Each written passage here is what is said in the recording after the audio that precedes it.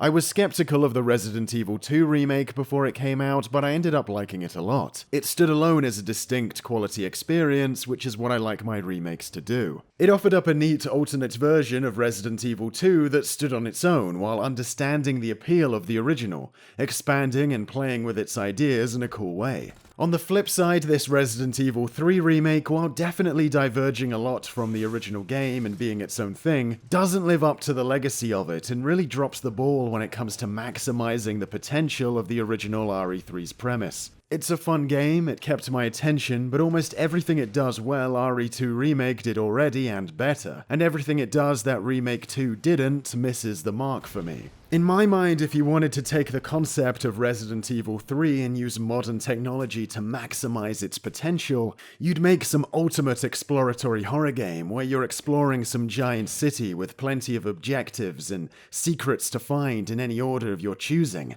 making story choices while being hunted by the ultimate rival. Resident Evil 3 Remake is not that. It's a pretty straightforward series of set pieces that connect a few self-contained, simple exploratory segments. It's closer to a Resident Evil 6 campaign than it is to capturing the core appeal of Resident Evil 3, the game it's trying to be a modern take on. Now, I like Resident Evil 6, but if I was making a Resident Evil 3 reimagining, that game's formula isn't the one I'd go for. I'm really let down by the implementation of Nemesis here. He rarely shows up without being introduced by a cutscene. The majority of his appearances are obligatory flashy set pieces rather than spontaneous entrances that give that veneer of a chance encounter. He's more of an Usternik than a Nemesis, Usternik feeling like a cool tribute act. But Nemesis himself shouldn't be a tribute act. This should have been the game to re-establish Nemesis as one of gaming's ultimate villains. But not only do they fail to build on the concept, he doesn't even feel like he's as much of a threatening presence as he was in the original game. He doesn't respond to your choices by appearing in alternate places like in the original, and he isn't set loose to patrol the game world for large uncomfortable stretches while you attempt to collect items and solve puzzles like Mr. X in RE2 Remake. Instead, he's just like any other monster that shows up at designated compulsory story checkpoints for a dramatic set piece, and then leaves you alone until the next one. Of course, there should be bottleneck set pieces with him, but what a missed opportunity to make this basically his only encounters, especially after Mr. X upped the ante with the pursuer dynamic in Remake 2. I feel like I was pretty thorough exploring the game too. I don't think I missed any optional Nemesis moments. The rivalry here feels flaccid. He usually shows up for a set piece between major objectives rather than being an unexpected spanner in the works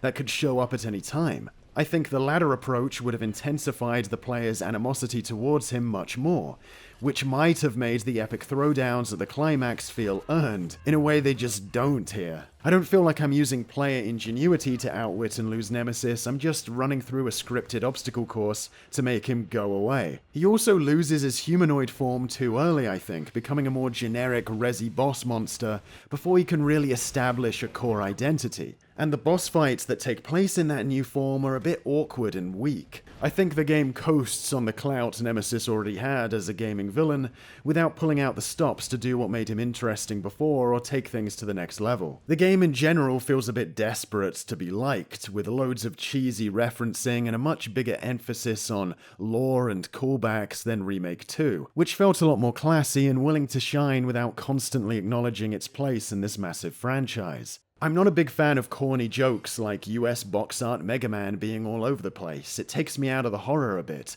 This isn't Dead Rising. I do like the fact that the game used more music from the originals, less because it's fan service and more because they're just great background tracks that evoke an amazing mood. Why not use them? The self-contained exploratory segments where you're searching for key items and exploring to escape an area are fun. It's what the game does best. It's compelling to put these little Rubik's Cubes together, but none of it is as satisfying as the police station in Remake 2. A much bigger, more complex Rubik's Cube that you become very intimate with, that you go on a longer journey through as you slowly transition from overwhelmed to being in control of the space. It feels more gratifying to solve as a result. It's weird RE3 Remake decided to break up Raccoon City so much. Instead of making it more interconnected than the original, it goes the opposite way, making things less open and less connected. Outside of the opening, OG Resident Evil 3 only split the environment up once. you get cut off from the previous part of the city after the tram ride. Remake 3 jumps around way more, and it feels like wasted potential when there was an opportunity now to make some kind of ultimate open Raccoon City. What's also a letdown is that the game jettisons some of the coolest locations from the original in favor of expanding on far more generic settings. The clock tower, one of my favorite segments from RE3, is gone in favor of an expanded hospital and sewer segment. The lack of the clock tower and the tram being swapped out for a subway takes away some of the character of Raccoon City. It lacks a bit of that novel gothic edge the original had. The setting of the final level was also switched out, now using the style of a level in Resi 2 Remake. Why not expand on the cool new settings Resi 3 already had instead of adding more sewer and lab segments, which Remake 2 already covered fine? The game includes this pretty lame defend the door segment, which feels super cheap and forgettable. I don't think the game can handle this many zombies at once, because this is the first time I started seeing them just pop out of existence. Right, see ya.